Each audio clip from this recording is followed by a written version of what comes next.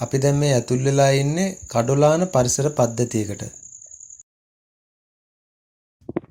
කඩොලාන වර්ග 22ක් තියෙනවා. මේ තියෙන්නේ මහ කඩොල් කියලා හඳුන්වන කඩොලාන ශාක විශේෂය. මේ ශාකයේ අතු වලින් ඇවිල්ලා තියෙන මුල් කරු මුල් කියලා තමයි හඳුන්වන්නේ. ඒ වගේම මේ ගහ අයිනේ දකින්න තියෙන මුල් කයිරු මුල් කියලා තමයි හඳුන්වන්නේ. මේ මහ කඩොල් කියන ශාකයේ තියෙන විශේෂත්වය තමයි කරු මුල් සහ කයිරු මුල් පිහිටලා තියෙන එක. ඒක මේ ශාකය මේ පරිසර පද්ධතියේ පවතින දක්වන විශේෂ අනුවර්තනයක්. ඒ වගේම මේ පරිසරයේ ජෛව විවිධත්වයටත් පරිසරයේ අලංකාරයටත් මේ මුල් ප්‍රධාන හේතුවක් වෙනවා.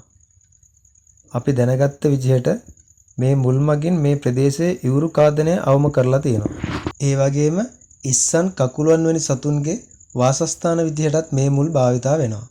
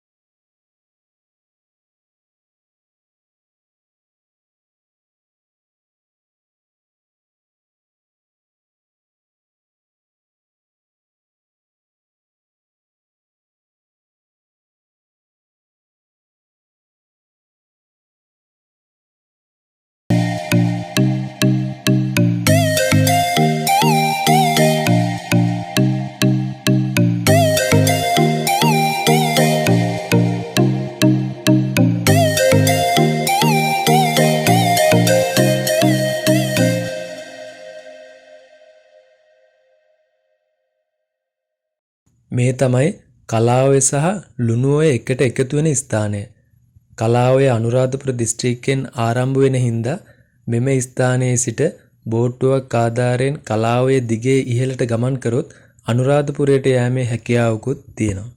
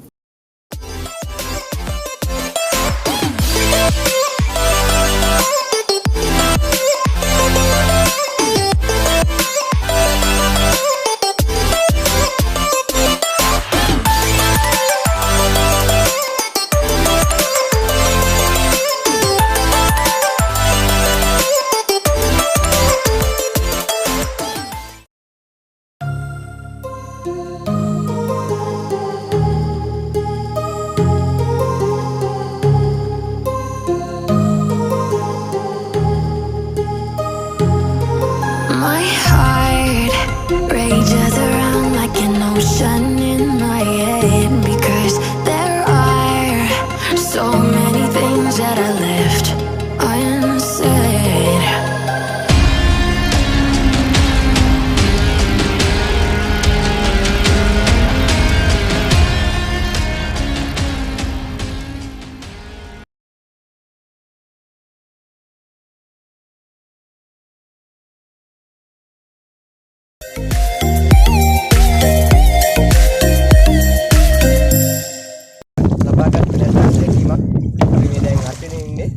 දේවල් තිබුණත් ඉතින් මේ වගේ අත්දැකීමක් ගන්න හරිම අමාරුයි.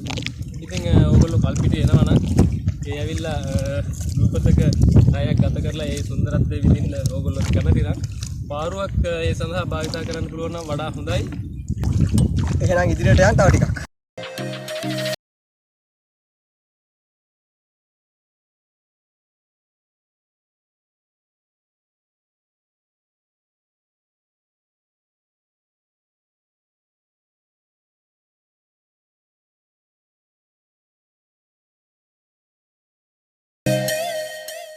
මේ කල්පිටිය ට්‍රැවල් ෆීවර්